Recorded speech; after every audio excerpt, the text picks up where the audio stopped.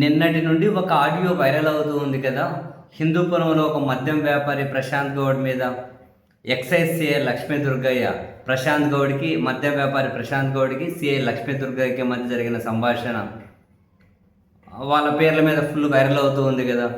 అందులో సిఐ గారు ప్రశాంత్ గౌడ్ తోటి, నీకు చేతుల మొక్కుతా, క్షమించు, నన్ను కేసు పెట్టాల్సి వస్తుంది, నువ్వేం తప్పు చేయలేదని తెలుసు, నాకు ప్రెజర్ అట్లా ఉంది, కేసు పెట్టాల్సి వస్తుంది, నీ మీద కేసు పెట్టకపోతే నన్ను 3 సంవత్సరాలు విఆర్లోకి పంపుతారని చెప్పి అంటూ ఉన్నారు.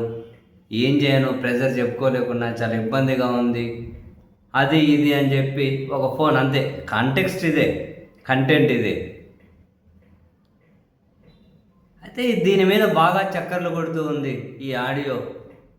చాలామంది ప్రభుత్వాన్ని, తెలుగుదేశం పార్టీని, ఏంటిది ఇంత కక్షపూరితంగా వ్యవహరిస్తారా, ఇలానే నా వ్యవస్థలు నడిపించే తీరు, అది ఇది అని అంటున్నారు.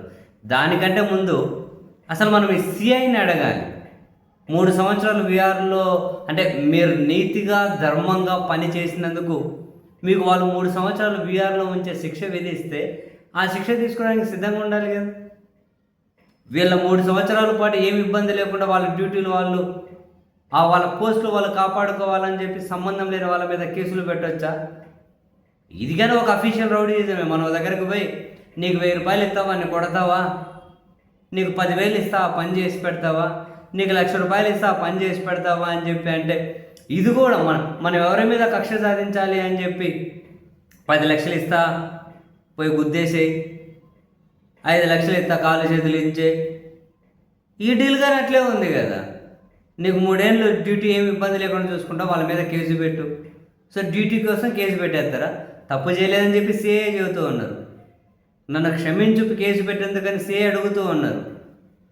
మరి ఇట్లా క్షమాపణలు కోరే బదులు ఈ విధంగా తన విధి నిర్వహణకు పూర్తిగా వ్యతిరేకంగా ఆయన నడుచుకోవాల్సిన పరిస్థితి వచ్చినప్పుడు, నిజం వైపే, న్యాయం వైపే, డ్యూటీ వైపు, ఆయన వేసుకున్న ఏమంటారు ఆ డ్రెస్సు ధర్మం వైపే నిలబడాలి కదా. అన్యాయానికి మద్దతు ఇవ్వద్దు కదా. ఎవడో 3 సంవత్సరాలు నువ్వు విఆర్లోకి వెళ్ళిపోతావు అని అంటే దానికోసం ఎవరి మీదైనా కేసులు పెట్టి ఎవరినైనా ఇబ్బంది పెట్టేస్తారా? ఎంత దారుణం చూడండి. ఒక పక్క పాలించే పార్టీ ఎట్లున్నాయో చూడండి. లిటరలీ ఒక సిఐ స్థాయి అధికారిని ఇంత బెదిరించేసి కేసులు పెట్టిస్తున్నారు అంటే, సిఐ స్థాయి అధికారే బెదిరిపోతున్నారు అంటే ఇంకా వీళ్ళని ఏమనాలి? ఎంత కక్షపూరిత రాజకీయాలకు ఆంధ్రప్రదేశ్ నిలవుగా మార్చేస్తున్నారు.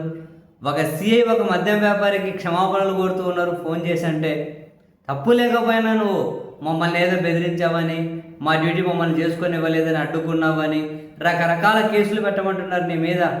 నాకు తప్పడం లేదు, లేకుండా 3 ఏళ్ళు విఆర్కి వెళ్ళిపోమంటున్నారు అంటే, ఆయన డ్యూటీ విఆర్కు పోకుండా ఆయన సీట్లో ఉండాలి అంటే ఎవరి మీద కేసులు పెట్టేసి క్షమాపణలు చెప్పేసి ఆయన కేసులు పెడితే ఇంక వాళ్ళు కోర్టులో చుట్టూ తిరుక్కుంటూ ఉండాలా? ఏందో ఈ సిస్టమ్, ఏందో ఈ కథ, ఏందో నిజంగా.